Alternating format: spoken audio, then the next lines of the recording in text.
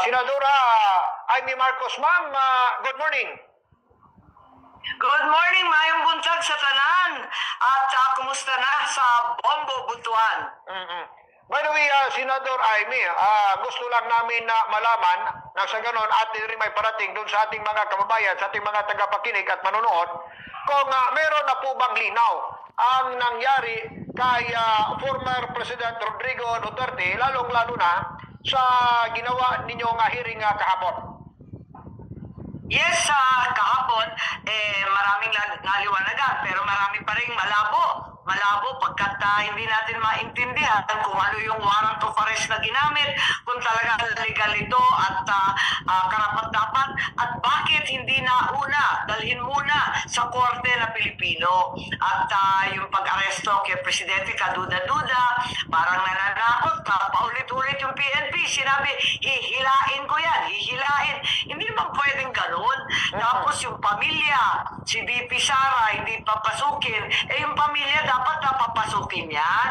Tapos nung sinabi ni Presidente, yung anak ko, abogada, babae, papasukin, ayaw. Dapat ang bawat akusado may karapatan na magkaroon ng abogado. Higit sa lahat, hindi tinatangay, kinukuha ang isang Pilipino sa sariling bansa. At ito pa ay Pangulo. Pambira naman, talaga namang hindi dapat mangyari ito. Kaya eto nga, tinitingnan ko muna yung kanilang mga salaysay, pero parang hindi nagkakatugma eh. I see.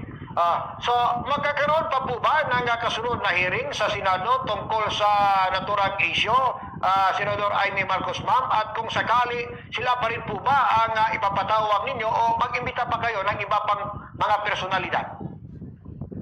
Well, syempre, hindi pa ako sigurado kung magkakaroon ng ikalawang hearing kasi kinakailangan magbuo tayo ng grupo, lalong-lalo na yung mga experts sa international law, yung mga dating justice, at sana may nakakaintindi ng mga pangyayari na mga dalubhasa sa legalidad.